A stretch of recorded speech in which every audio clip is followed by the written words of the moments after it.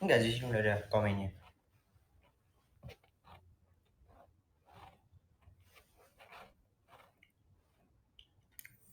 Ayo Dap. Assalamualaikum ta'ala warahmatullahi wabarakatuh. Alhamdulillahirabbil alamin. Wassalatu wassalamu ala asyrafil anbiya'i wal mursalin sayyidina wa nabiyyina maulana Muhammadin bil qasimil amin wa ala alihi wa sahbihi ajma'in. Subhanaka la ilma lana illa ma 'allamtana innaka antal alimul hakim. Amma ba'd.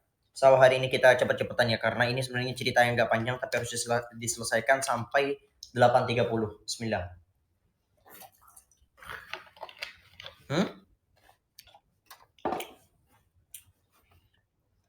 Allah tabaraka wa ta'ala berfirman dalam Al-Quran, innaka mayyitu wa innahum mayyitun. Sesungguhnya kamu wahai Muhammad akan mati dan sesungguhnya mereka akan mati pula. Di dalam ayat lain Allah Subhanahu wa ta'ala berfirman, wa ma Muhammadun, ini gak usah dicatat, kalian nikmatin aja. Gak usah dicatat dan gak akan pernah bisa kalian catat. Oke?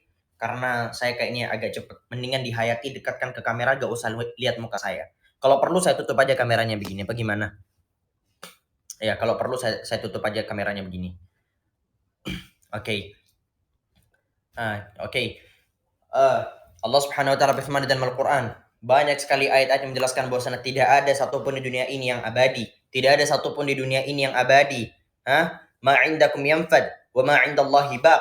Yang ada di sisi kalian semuanya akan hilang, semuanya akan fana, sedangkan apapun yang ada di sisi Allah Subhanahu wa ta'ala akan tersisa. Allah Subhanahu wa ta'ala berfirman, innaka mayyitu wa innahum mayyitun. Sesungguhnya kamu wahai Muhammad akan meninggal dan mereka pun akan meninggal. Allah Subhanahu wa ta'ala berfirman, "Wa ma Muhammadun illa rasulun qad khalat min qablihi ar-rusul afa in mata aw qutila anqalabtum ala a'qabikum wa man yanqalib ala 'aqibaihi falan yadurrallaha syai'a wa sayajzillahu syakirin." Muhammad itu tidak lain hanyalah seorang rasul. Sesungguhnya telah berlalu sebelumnya beberapa rasul. Apalah jika dia wafat atau dibunuh kamu ke belakang, barang siapa berpaling ke belakang maka ia tidak akan mendapatkan mudarat kepada Allah sedikit pun. Mendatangkan mudarat kepada Allah sedikit pun. Dan Allah akan memberikan balasan kepada orang-orang yang bersyukur. Dalam ayat ini Allah Subhanahu wa ta'ala seakan-akan menegaskan bahwasanya Nabi Muhammad sallallahu alaihi wasallam adalah seorang rasul, dan apabila Rasulullah sallallahu alaihi wasallam ini meninggal, apakah kamu akan murtad? Apakah kamu akan membangkang perintah Allah Subhanahu wa ta'ala? Percayalah, seluruh pembangkangan yang kamu lakukan tidak akan mampu memberikan mudarat sedikit pun kepada Allah Subhanahu wa ta'ala.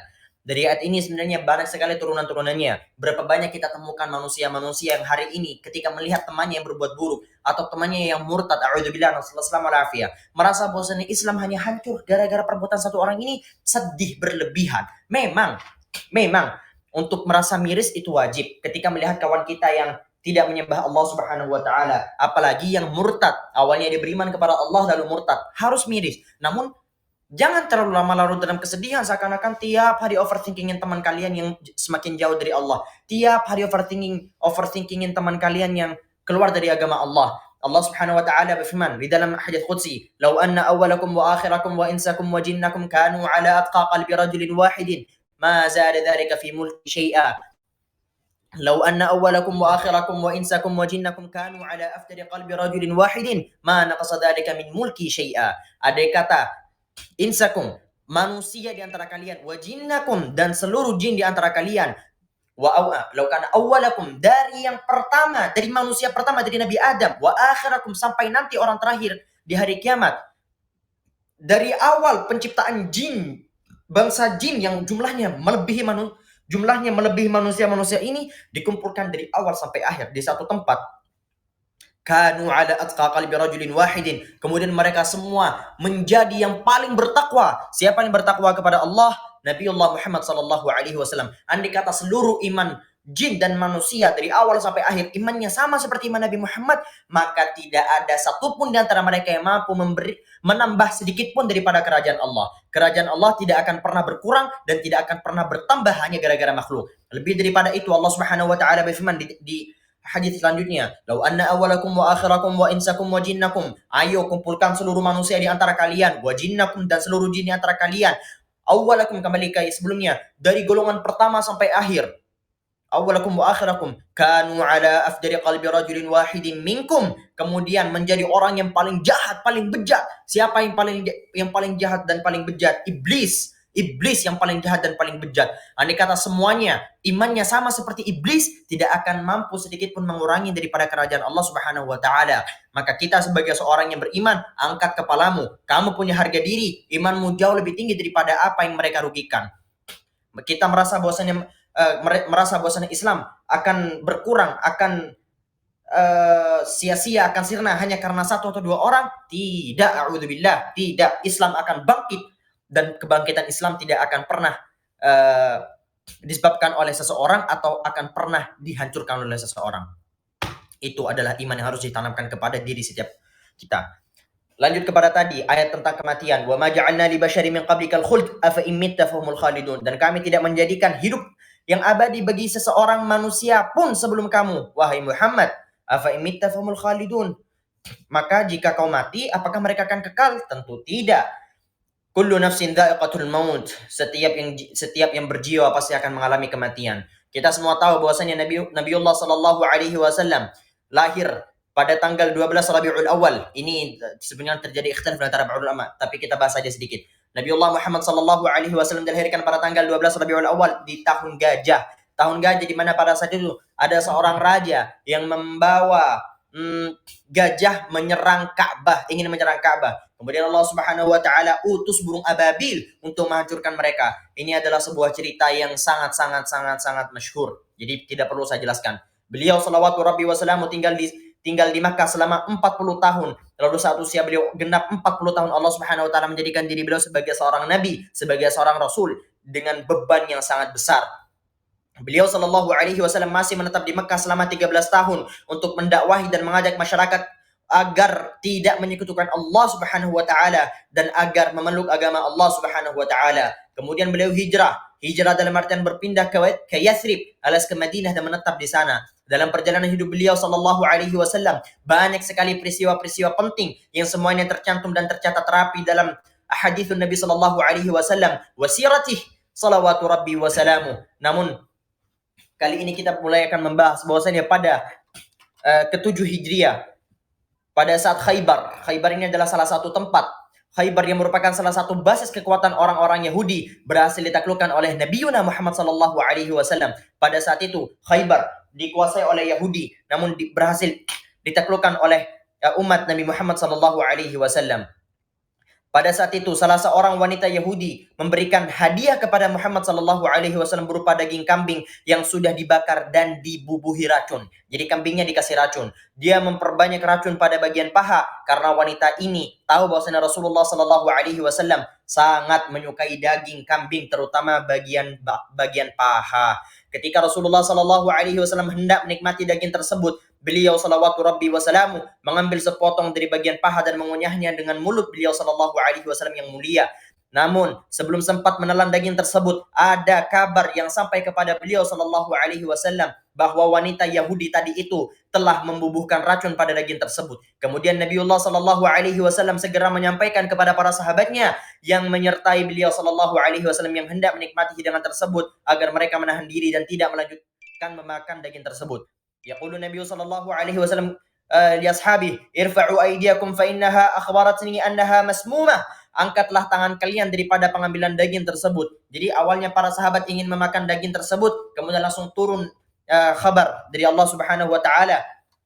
Lalu Nabi sallallahu alaihi wasallam langsung menegur para sahabat, irfa'u aydiyakum fa innaha akhbaratni masmumah. Angkatlah tangan kalian, hentikan, jangan makan daging itu lagi karena daging-daging itu telah menyampaikan kepadaku bahwa dia beracun. Jadi dagingnya sendiri yang berbicara kepada Rasulullah sallallahu alaihi wasallam. Racun yang sudah terlanjur sebagian masuk ke tubuh Rasulullah sallallahu alaihi wasallam tidak langsung terlihat reaksinya pada saat itu, agar manusia tahu dan yakin bahwasanya Nabiullah Muhammad adalah nabi yang diutus oleh Allah Subhanahu wa taala sebagai penyempurna agamanya. Kemudian di akhir masa kehidupan beliau sallallahu alaihi wasallam, pengaruh racun itu mulai tampak dan terasa. Hikmahnya manusia mengetahui bahwa beliau sallallahu alaihi wasallam adalah seorang manusia biasa yang mendapat kehormatan untuk mengemban risalah dari Allah Azza wa Jalla. Hingga akhirnya sang baginda Rasulullah sallallahu alaihi wasallam bersabda di dalam hadis yang diriwayatkan oleh Imam Al-Bukhari, "Ya Aisyah, ma azalu ajidu alam at-ta'am alladhi akaltu bi Khaybar, fa hadha awanu wajadtu qita'a abhari min dhalika as-sum." Wahai Aisyah, saya sampai hari ini masih merasakan sakit akibat makanan yang saya konsumsi di Khaybar. Inilah saatnya urat nadiku akan terputus karena pengaruh racun itu. Pada tahun ke-10 Hijriah, Nabiullah Muhammad sallallahu alaihi wasallam mengerjakan ibadah haji terakhir yang disebut sebagai Hajjatul Wada'.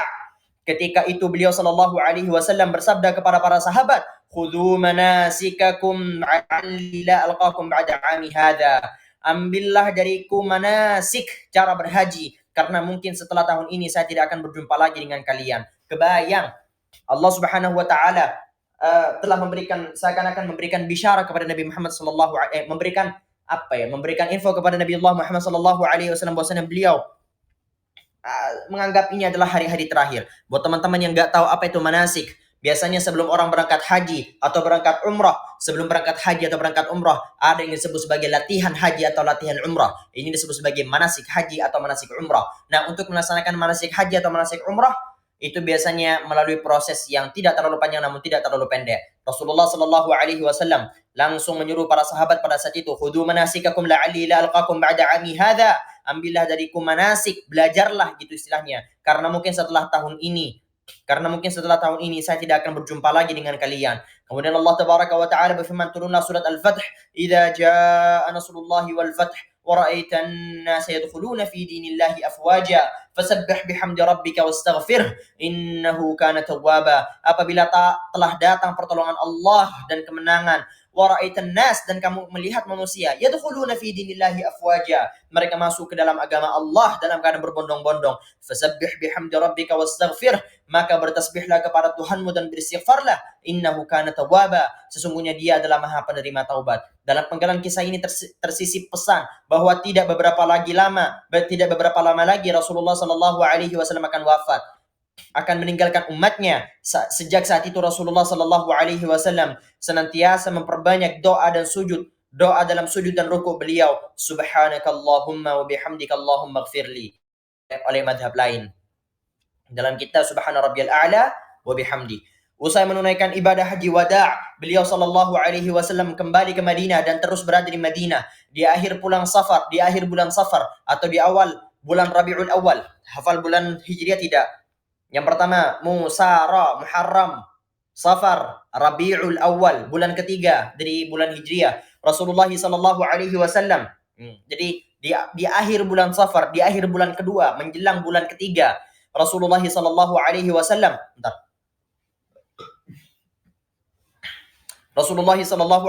menyempatkan diri untuk pergi ziarah ke makam para sahabat beliau salawatu rabbi wasalamu yang gugur dalam perang Uhud, syuhada Uhud. Teman-teman yang insyaallah nanti akan segera sampai ke Madinah atau akan segera disampaikan ke umrah, atau teman-teman yang sampai umrah atau haji, insyaallah semuanya bakalan sampai ke sana. Ada satu kuburan di mana tempat itu adalah tempat para syuhada Uhud, di mana pada saat perang Uhud semua para syuhada termasuk Sayyidina Hamzah radhiyallahu taala itu ada di sana.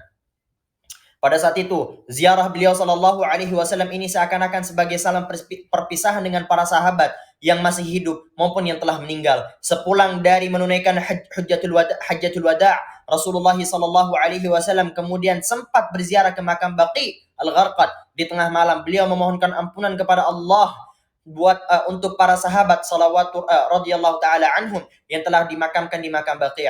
Ini seakan-akan sebagai salam perpisahan beliau sallallahu alaihi wasallam kepada mereka. Pada suatu hari, sang baginda Rasulullah sallallahu alaihi wasallam kembali ke pemakaman Baqi' dan mendapati Aisyah radhiyallahu anha dalam keadaan pusing dan berkata, rasa mendengarkan seruan ini, Rasulullah sallallahu alaihi wasallam pun mengungkapkan rasa sakit yang ada di kepala beliau sallallahu alaihi wasallam. Bal ana wa ra'sa. Ini termasuk daripada pribadi yang mungkin bisa dibilang romantis dari Rasulullah sallallahu alaihi wasallam. Bal ana wa ra'sa. Sakitnya Aisyah adalah sakitku. Bahagianya Aisyah adalah bahagiaku, gitu istilahnya. Sejak saat itu Rasulullah sallallahu alaihi wasallam mulai jatuh sakit. Meski demikian, sang baginda tetap berpindah-pindah dari rumah istri beliau ke rumah istri beliau yang lain. Beliau sallallahu alaihi wasallam senantiasa bertanya, besok saya di mana? Beliau sallallahu alaihi wasallam sangat merindukan dan ingin berada di rumah Aisyah radhiyallahu anha. Jika sampai pada giliran Aisyah radhiyallahu anha, beliau salawatu rabbi wasallam merasa tenang. Hari terus berlalu, penyakit yang beliau sallallahu alaihi wasallam derita semakin berat dan parah, namun terus berpindah-pindah dari rumah istri satu ke istri yang lainnya. Saat sakit beliau, sang baginda semakin parah, dan kala itu giliran beliau, sang baginda, berada di rumah salah satu ummahatul mukminin yaitu Sayyidatuna Maimunah radhiyallahu anha. Beliau, sang baginda, memohon izin kepada istri-istri beliau untuk bisa tinggal di rumah Aisyah radhiyallahu anha. Para istri beliau salawatu rabbi wasallam memberikan izin kepada beliau untuk berada di rumah Aisyah radhiyallahu anha. Beliau sallallahu alaihi wasallam dari rumah Maimunah, merupakan rumah terakhir selain Sayyidatuna Aisyah, dalam keadaan lemah, tidak mampu berjalan. Beliau salawatu rabbi wasallam berpegang pada sepupu beliau, yaitu Ibnu Abbas radhiyallahu taala anhuma, dan Sayyidina Ali bin Abi Thalib yang juga merupakan sepupu dan mertua beliau. Sepupu sekaligus mertua, menantu beliau sallallahu alaihi wasallam. Sembari melangkahkan kaki beliau yang mulia sampai akhirnya tiba di rumah Sayyidatuna Aisyah radhiyallahu anha. Pada hari Kamis, 5 hari menjelang wafatnya Rasulullah sallallahu alaihi wasallam. Hari ini adalah hari yang sangat menyedihkan, hingga Sayyidina Ibnu Abbas radhiyallahu taala anhuma ketika menceritakan kejadian itu tidak bisa menahan tangisnya. Di hari itu, sakit yang mendera Nabi Muhammad sallallahu alaihi wasallam semakin berat.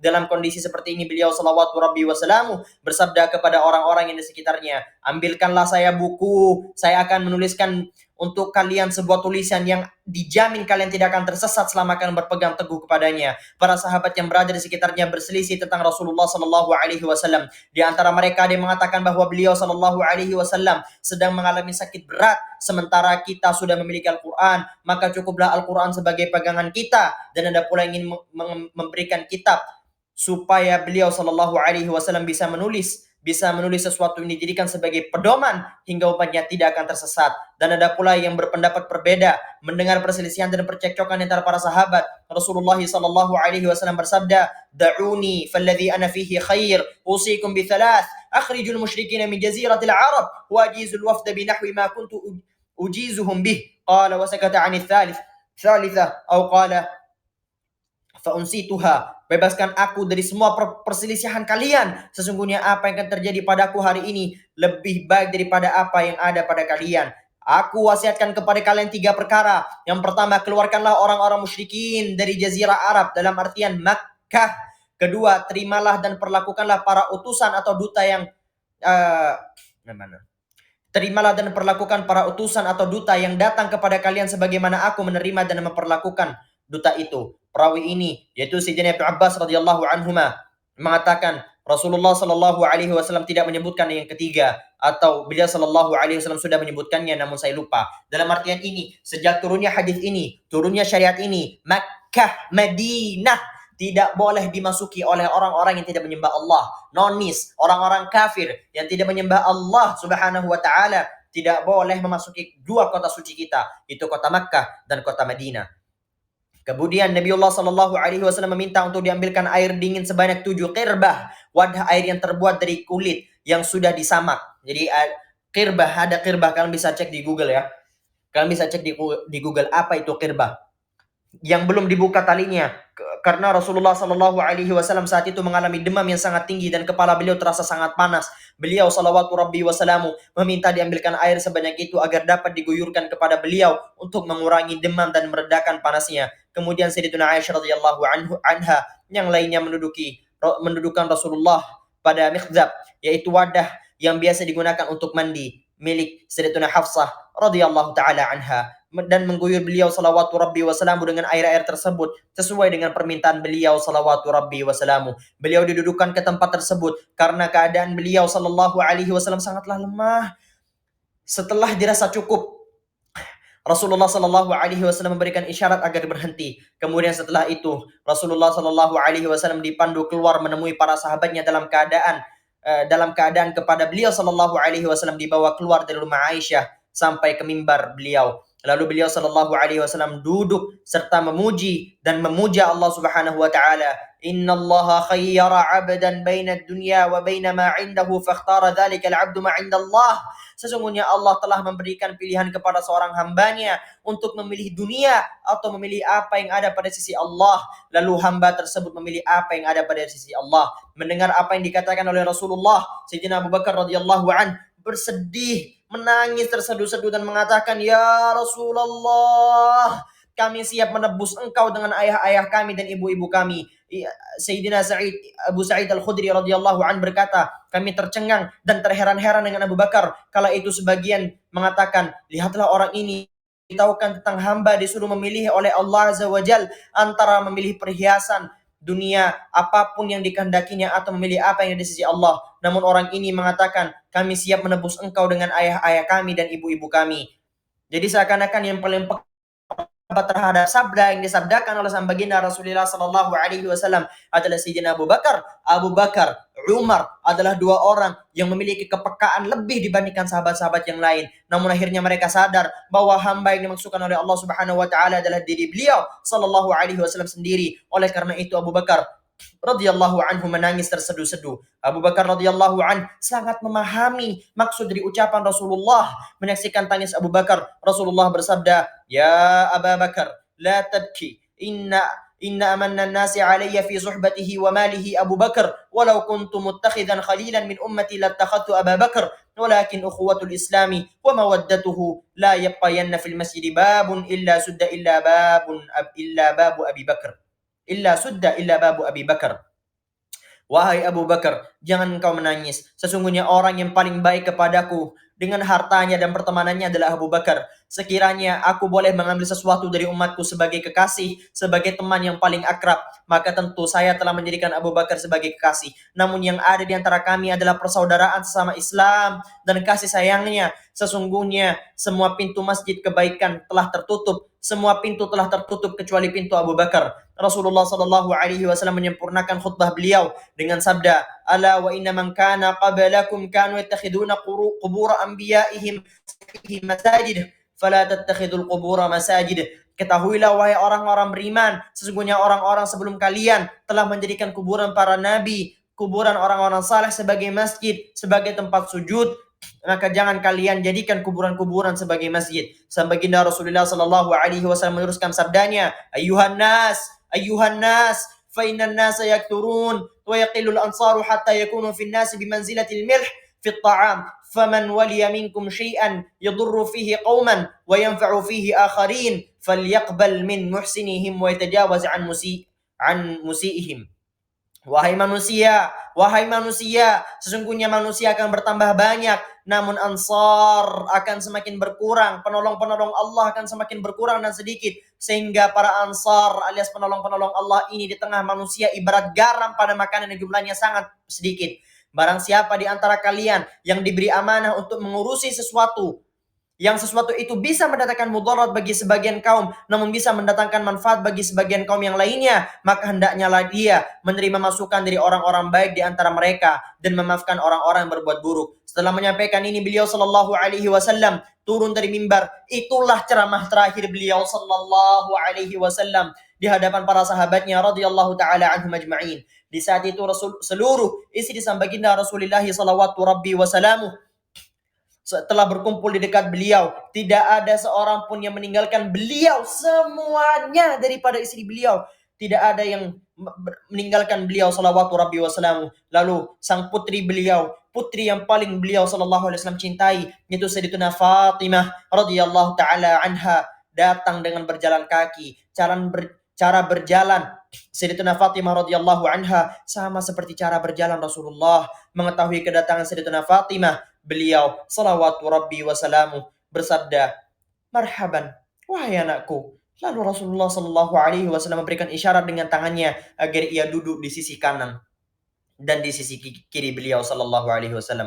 Lalu tidak lama sang baginda Rasulullah sallallahu alaihi wasallam memberikan isyarat kepada Sayyidatuna Fatimah untuk mendekatkan wajahnya. Dekatkanlah wajahmu wahai putriku, mendekatkanlah telinganya ke mulut beliau sallallahu alaihi wasallam, berbisik-bisik Lalu beliau sallallahu alaihi wasallam menyampaikan sesuatu yang tidak bisa didengar oleh para sahabat dan istri-istri beliau yang lain. Setelah mendengar bisikan itu, Sayyidatina Fatimah radhiyallahu anha menangis terseduh-seduh. Setelah itu Rasulullah sallallahu alaihi wasallam membisikkan sesuatu yang lain kepada Sayyidatina Fatimah yang membuat beliau radhiyallahu anha tertawa. Melihat ini, Sayyidatina Aisyah radhiyallahu anha penasaran bertanya, "Wahai Fatimah, apa yang membuatmu menangis?" Sayyidatina Fatimah bertanya, "Demi Allah," ia mengatakan, "Demi Allah, aku tidak akan mau membeberkan rahasia Rasulullah sallallahu alaihi wasallam." Setelah Rasulullah sallallahu alaihi wasallam wafat, Sayyidatuna Aisyah radhiyallahu anha masih menyimpan rasa penasaran dan menanyakan kepada Sayyidatuna Fatimah radhiyallahu anha perihal bisikan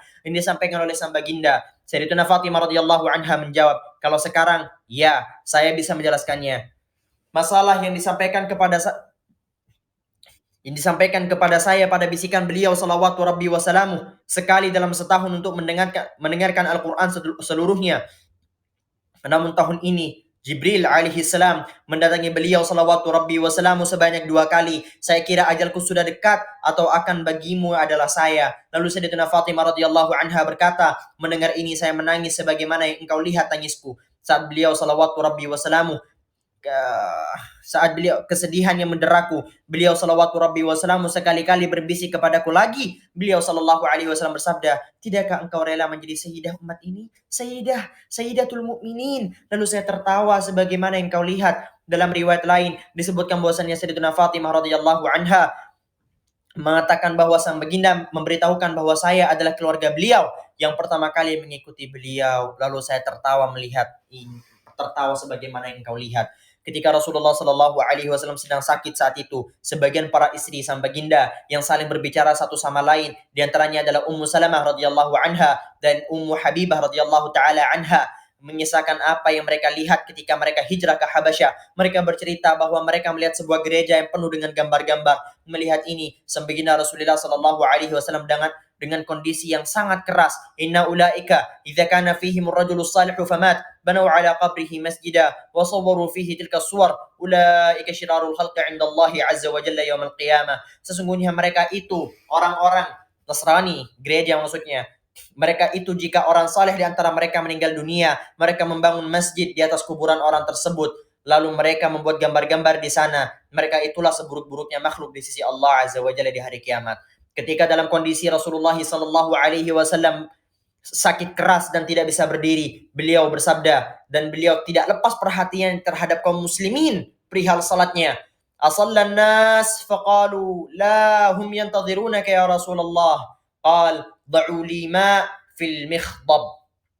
Apakah para sahabat telah melaksanakan salat? Lalu dijawab, "Belum, mereka masih menunggu engkau wahai Rasulullah." Lalu sang baginda bersabda, "Taruhkanlah air untukku pada al-makhdab atau al-mikhdab, tempat air untuk mandi." Sayyidatuna Aisyah radhiyallahu anha berkata, "Kami melakukan apa yang diminta oleh sang baginda. Kemudian sang baginda mandi menggunakan wadah tersebut, lalu bangkit hendak berdiri ke masjid. Namun beliau tidak kuat lalu pingsan. Tidak lama berselang. Jadi Rasulullah itu ingin mendatangi para sahabat yang sedang menunggu beliau sholat. Lalu pada saat itu apa yang terjadi? Rasulullah tidak kuat lalu pingsan di jalan. Tidak lama berselang, beliau bersabda, tersadar dan bersabda, "Asallan nas faqalu la hum yantadhirunak." Kembali sama seperti yang tadi. Lalu sang Sayyidatuna Aisyah radhiyallahu anha bersabda, kemudian beliau duduk di al-makhdab tersebut dan mandi. Setelah itu beliau bangun hendak berdiri, namun sang baginda sekali lagi pingsan. Tidak lama kemudian beliau siuman kembali dan bertanya, "Asallan nas faqalu la hum yantadhirunaka ya Rasulullah." Qal da'u li ma'an fil makhdab. Sama dengan pertanyaan tadi, apakah orang semuanya sudah sholat? Mereka menjawab, tidak. Mereka menunggu wahai Rasulullah. Lalu sang baginda bersabda, "Taruhkanlah air untukku pada al-makhdab." Sayyidatuna Aisyah radhiyallahu anha bersabda, kemudian sekali lagi Rasulullah duduk di al-makhdab tersebut dan mandi. Setelah itu beliau hendak berdiri, namun beliau sallallahu alaihi wasallam tidak kuat dan sekali lagi pingsan. Tidak lama kemudian beliau siuman kembali. Beliau sallallahu alaihi wasallam melontarkan permintaan yang sama, sementara para sahabat senantiasa setia menunggu sang baginda untuk menunaikan salat Isya bersama beliau salawatu rabbi wasalamu. Setelah berusaha dan tidak mampu, beliau akhirnya menyuruh orang-orang yang di sekitarnya untuk meminta Abu Bakar radhiyallahu an menggantikan beliau agar memimpin dan mengimami para sahabat untuk menunaikan salat Isya. Sayyidatuna Aisyah radhiyallahu anha berkata, "Inna Abu Bakar rajulun rafiqun wa idza qara'a al-Qur'ana la yamliku dam'ah, falau amarta ghaira Abi Bakar." Qalat, والله ما بي إلا كراهية أن يتشاءم الناس بأول من يقوم في مقام رسول الله صلى الله عليه wasallam. Sayyidatuna Aisyah mengungkapkan, wahai Rasulullah, sesungguhnya Abu Bakar adalah orang yang sangat peka hatinya, mudah menangis. Jika beliau radhiyallahu anhu membaca Al-Quran, beliau tidak akan mampu menahan air matanya. Sekiranya engkau berkenan menyuruh sahabat yang lain selain Abu Bakar. Lalu Aisyah radhiyallahu anha mengatakan, demi Allah, wahai Rasulullah, saya tidak apa-apa. Saya hanya khawatir orang-orang merasa bosan dengan orang yang pertama kali menggantikan Rasulullah. Meski demikian, Rasulullah tetap kekeh lalu bersabda, "Muru Abu Bakar falyusalli bin nas." Suruhlah Abu Bakar, hendaknya lah dia salat bersama para sahabat yang lain.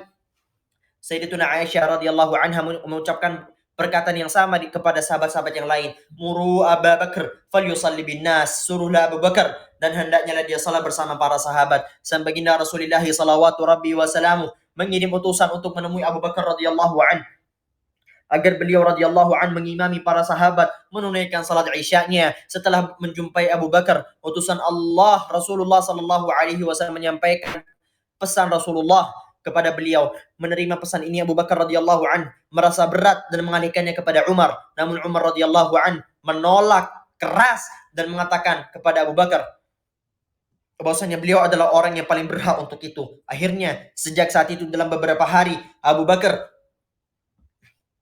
memimpin para sahabat menunaikan salat di masjid Rasulullah sallallahu alaihi wasallam. Ketika merasa sakitnya agak sedikit ringan, sang baginda Rasulullah sallallahu alaihi wasallam keluar rumah menuju masjid dengan dipapah oleh dua sahabat radhiyallahu taala anhuma. Saat berjalan menuju masjid, Aisyah memperhatikan jalan Rasulullah sallallahu alaihi wasallam. Dia mengatakan, "Ka'anni anzuru rijlaihi takhuttani al-arda minal waja'." Seakan-akan aku melihat kedua kaki Rasulullah membuat garis di tanah disebabkan sakit yang beliau derita. Berarti kan dibawa gitu, selanya dibawa oleh dua orang. Jadi seakan-akan kaki beliau diseret gitu, saking lemahnya kaki beliau. Setiba di masjid, Abu Bakar radhiyallahu an sedang mengimami salat para sahabat, merasakan kedatangan beliau ini. Beliau radhiyallahu taala an, yaitu Sayyidina Abu Bakar, hendak mundur ke barisan para makmum, namun beliau sallallahu alaihi wasallam agar tetap berada di posisinya. Rasulullah sallallahu alaihi wasallam terus dudukkan dan salat di samping Abu Bakar radhiyallahu anhu. Abu Bakar mengikuti salat Rasulullah, sementara para sahabat tetap salat dengan mengikuti Abu Bakar. Kejadian ini terjadi pada salat zuhur pada hari Kamis. Salat itu adalah salat terakhir yang dilaksanakan oleh Rasulullah sallallahu alaihi wasallam dengan berjamaah bersama para sahabatnya. Saat itu sakitnya mendera Rasulullah semakin parah. 3 hari menjelang wafat, Rasulullah sallallahu alaihi wasallam bersabda, "Ahsinu dhanna billah, ahsinu dhanna billah, ahsinu dhanna billah."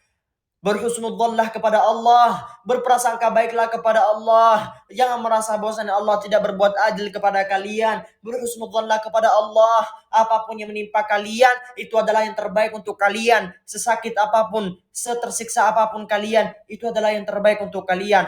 Kemudian seakan beliau salawatu rabbi wasallamu merasakan sakit yang luar biasa, sehingga Ummul Mukminin Sayyidatuna Aisyah radhiyallahu anha mengatakan kepada beliau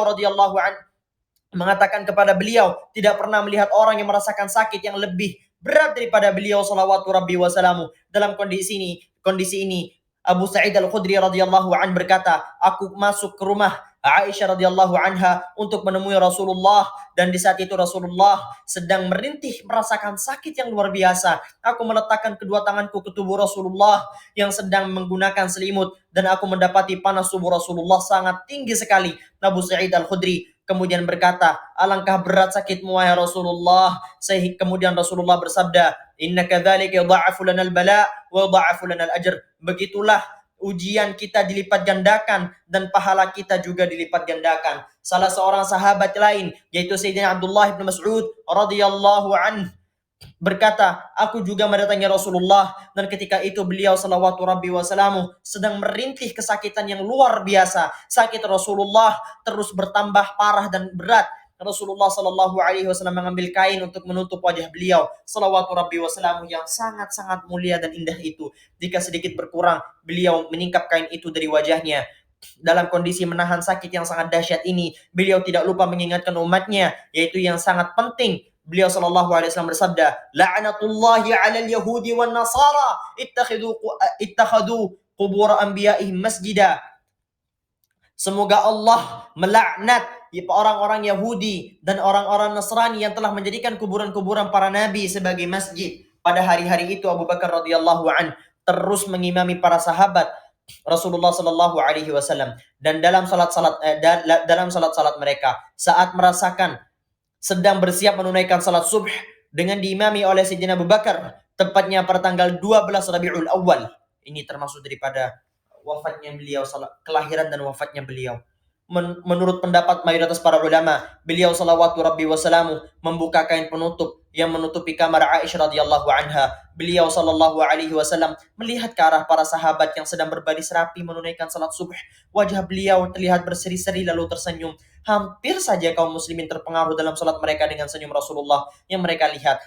Merasakan ini, Abu Bakar radhiyallahu an mundur karena menyangka Rasulullah akan keluar dari kamar atau rumah Aisyah radhiyallahu anha menuju masjid, namun memberikan isyarat agar mereka menyempurnakan salat mereka. Dari rumah Rasulullah sallallahu alaihi wasallam dan Masjid Nabawi, masjid yang hari ini kita salati, itu sangat dekat. Dekat sekali.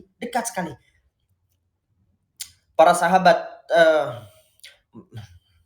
wajah beliau sallallahu alaihi wasallam berseri-seri melihat ini. Kemudian, namun memberikan isyarat agar menyempurnakan salat mereka. Lalu beliau salawatu rabbi wasalamu menutup kembali kain tabir itu. Para sahabat menyangka bahwa Rasulullah sudah mulai sembuh dari sakitnya. Dugaan para sahabat ini berlawanan dengan fakta. Sakit Rasulullah justru semakin parah sampai beliau salawatu rabbi wasalamu pingsan beberapa kali. Sayyidatuna Fatimah, putri beliau tercinta yang terus mengamati kondisi sang baginda, berkata, "Alangkah beratnya penderitaanmu wahai ayahku." Mendengar ungkapan hati Sayyidatuna Fatimah, Rasulullah bersabda, "Laisa ala abika karbun ba'dal yaum." Sesungguhnya setelah ini tidak ada lagi penderitaan yang akan mendera bapakmu wahai anakku. Meskipun beliau sallallahu alaihi wasallam sedang mengalami sakit, beliau sering sekali memberikan wasiat kepada para sahabat, terutama wasiat tentang salat. Maka celakalah bagi siapapun meninggalkan salat. Bahkan wasiat tentang salat merupakan wasiat terakhir ketika beliau sallallahu alaihi wasallam mengalami sakaratul maut. Beliau sallallahu alaihi wasallam mengucapkannya dengan terbata-bata seraya menahan sakit. As-salah, wattaqullaha fima malakat aimanukum. Perhatikan salat kalian,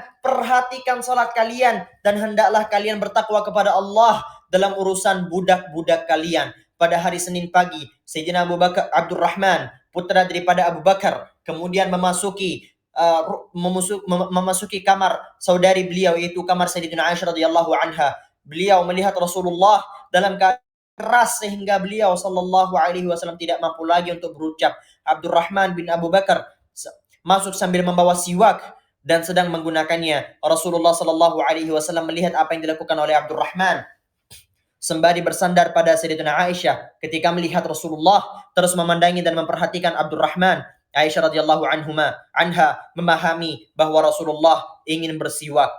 Untuk memastikan dugaan ini, Rasulullah sallallahu alaihi wasallam Aisyah bertanya kepada Rasulullah, "Akhudulak, apakah engkau ingin aku ambilkan siwak itu wahai Rasulullah?" Rasulullah memberikan isyarat dengan anggukan kepala. Sayyidatuna Aisyah radhiyallahu anha mengambil siwak itu dan menyerahkannya kepada Rasulullah. Rasulullah bersiwak dengannya, sementara di hadapan beliau ada sebuah wadah air yang terbuat dari kulit. Seperti yang saya jelaskan tadi, Rasulullah memasukkan tangannya ke dalam air yang ada di hadapan beliau, lalu mengusap wajahnya dengan air tersebut sembari mengatakan, "La ilaha illallah, inna lil mauti la sakarat, Allahumma a'inni ala sakaratil maut, Allahumma a'inni ala sakaratil maut, Allahumma a'inni ala sakaratil maut."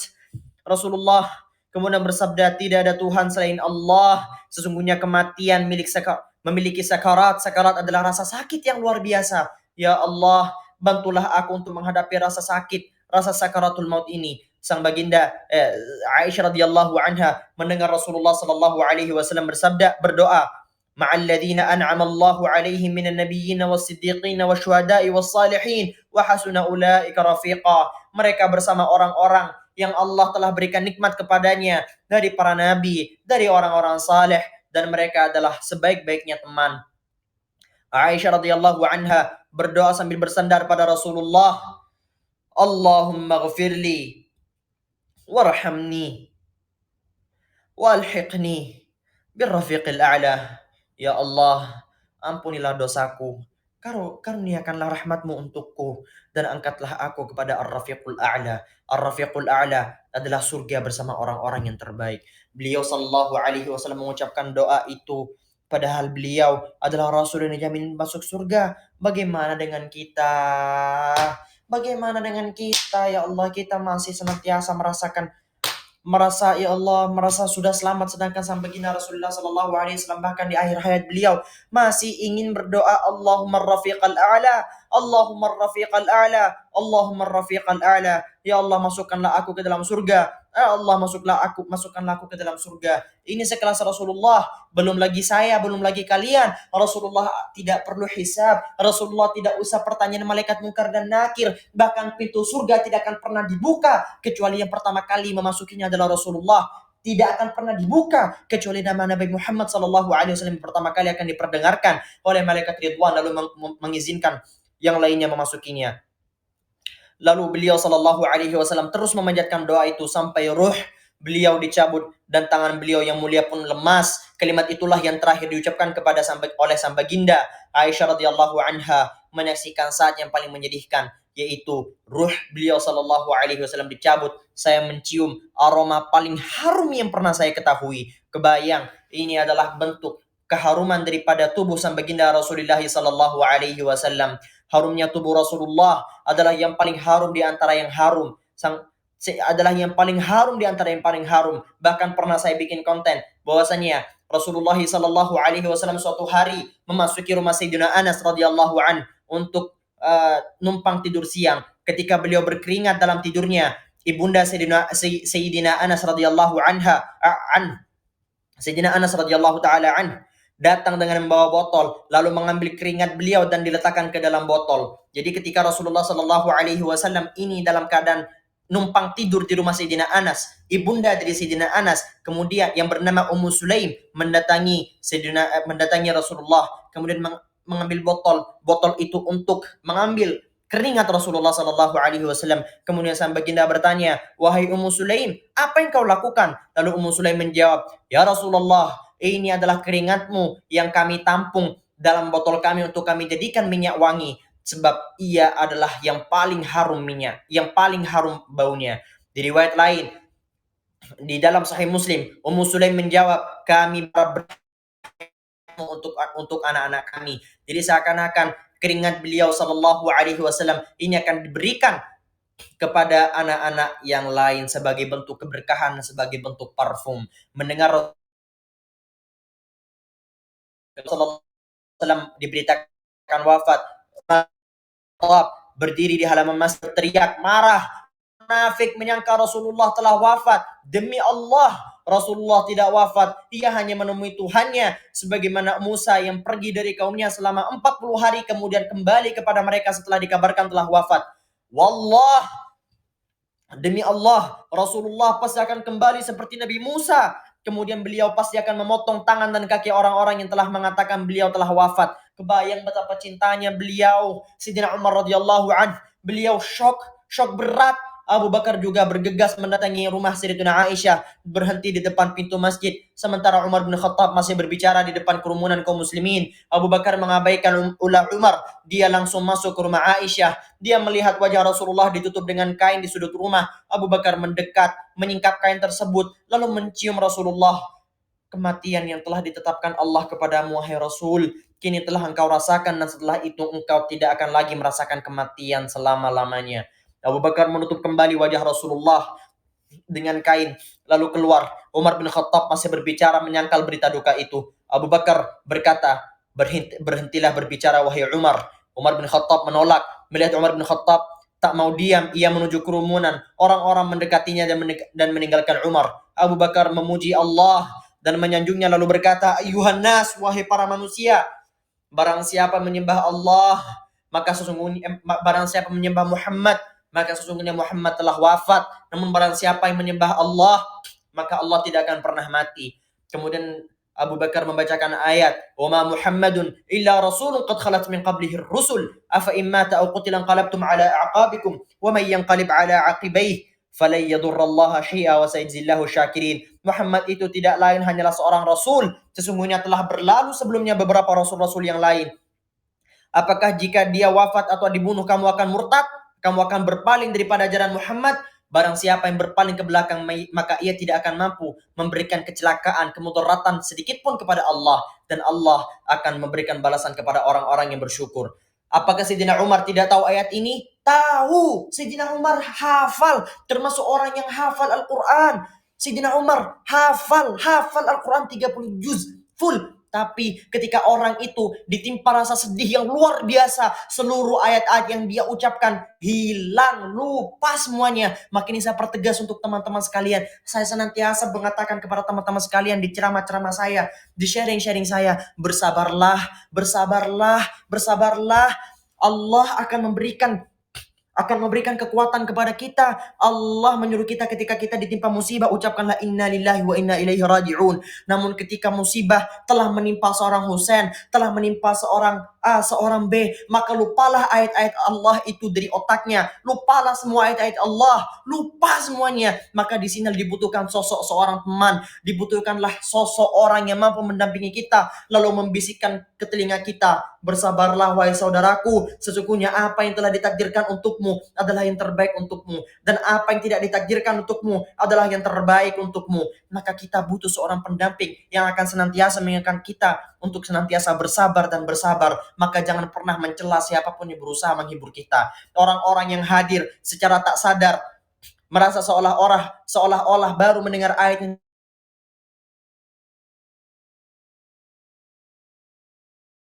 Umar berkata, tatkala Abu Bakar membaca ayat itu, aku tersadar dari apa yang kau katakan hingga aku jatuh ke tanah karena kedua kakiku tidak sanggup lagi menahan tubuhku. Saat itu aku menyadari bahwa Rasulullah benar-benar tiada. Maka jadilah sebagai sosok Abu Bakar kepada Umar ketika Umar sedang dalam keadaan stres, ketika Umar sedang dalam keadaan kebingungan, ketika Umar sedang dalam keadaan terjatuh, maka datanglah sosok sahabat satunya, yaitu sahabat Abu Bakar, yang senantiasa mengingatkan beliau untuk bersabar dan mengingatkan beliau untuk senantiasa sabar terhadap takdir yang telah Allah Subhanahu wa taala berikan. Demikianlah cerita yang ingin saya sampaikan. Apabila ada kesalahan-kesalahan itu semuanya murni dari saya. Apabila kebenaran-kebenaran itu berasal dari Allah, semoga dengan harapan setulus-tulusnya cerita ini mampu mengembalikan perasaan cinta kepada sang baginda Rasulullah Sallallahu Alaihi Wasallam. Betapa sang baginda yang saya ceritakan tadi itu tidak henti-hentinya, bahkan di akhir hayat beliau masih ingat sama umatnya, masih ingat sama salat umatnya. Namun sang baginda Rasulullah Sallallahu Alaihi Wasallam yang sakit keras, bahkan pingsan beberapa kali. Kalau sekelas Husain, sekelas Anda, kita udah nyerah duluan. Rasulullah tidak menyerah. Ini bukti bahwasanya beliau jauh lebih mencintai kita dibandingkan apapun. Maka cukuplah cerita ini sebagai bukti bahwasanya saya mencintai Nabi Muhammad sallallahu alaihi wasallam. Doa dari saya terakhir, semoga Allah kumpulkan kita semua, kumpulkan saya, kumpulkan kamu, kumpulkan dia, kumpulkan mereka, kumpulkan kita semua umat-umat Islam yang beriman kepada Allah Subhanahu wa taala, bertetanggaan dengan Rasulullah, kelak di surga, bertemu lagi dengan beliau kelak di surga. Dan itu pasti akan terjadi, saya yakin kita kelak akan bertetangga dengan Rasulullah di surga yang sangatlah indah. Kita keluar dari rumah di depan ada Rasulullah, masuk ke dalam rumah yang teringat adalah wajah Rasulullah, keluar dari rumah kembali melihat Rasulullah, masuk ke dalam rumah kembali teringat Rasulullah. Ya Allah, ini adalah termasuk permohonan dari hambamu yang fakir, termasuk daripada permintaan hambamu yang berdosa ini. Ya Allah, kumpulkanlah kami bersama para nabi, kumpulkanlah kami bersama Rasulullah sallallahu alaihi wasallam, bersama para nabi-nabiullah, bersama para sahabat. Hamba tahu ya Allah, apabila hanya mengandalkan iman kami, hanya mengandalkan amalan-amalan kami. Tentunya amalan-amalan itu tidak akan pernah sepadan dan sangat mustahil untuk dibersamakan dengan mereka ya Allah. Namun Engkau ya Allah adalah zat yang maha kuasa, zat yang maha pengampun, zat yang maha pengasih, zat yang mampu memberikan rahmatnya kepada siapapun. Maka untuk itulah ya Allah, hamba percaya dengan rahmatmu Engkau akan mengumpulkan kami bersama Nabiyuka wa Nabiyuna Muhammad sallallahu alaihi wasallam. Engkau akan kumpulkan kami ya Rasulullah, kumpulkan kami wahai Allah bersama Nabi Muhammad, bersama ahli baitin Nabi, bersama para sahabat-sahabat yang lain di surgamu kelak ya Allah. Hamba mohon ya Allah, hamba mohon ya Allah, dengan limpahan rahmat darimu ya Allah, dengan limpahan taubat, dengan limpahan pengampunan darimu ya Allah. Sekali lagi ya Allah, hamba sangat tidak yakin apabila hanya mengandalkan amalan hamba ya Allah. Hamba masih doyan berzina ya Allah. Hamba masih doyan mabuk-mabukan ya Allah. Hamba masih doyan berbuat maksiat ya Allah. Hamba masih doyan untuk melakukan dosa-dosa yang Engkau larang ya Allah. Hamba masih seringkali meninggalkan apa yang Engkau perintahkan ya Allah. Hamba seringkali mendurhakaimu ya Allah. Maka tolong ya Allah, bila bukan karena rahmat darimu, maka tidak ada lagi jalan menuju surgamu. Ya Allah, hamba percaya bahwa Engkau akan kumpulkan kami bersama Nabiullah Muhammad sallallahu alaihi wasallam. Subhanakallahumma bihamdika asyhadu an la ilaha illa anta astaghfiruka wa atubu ilaik. Wa sallallahu wasallam ala sayyidina Muhammad wa ala alihi washabihi ajma'in. Assalamualaikum warahmatullahi wabarakatuh.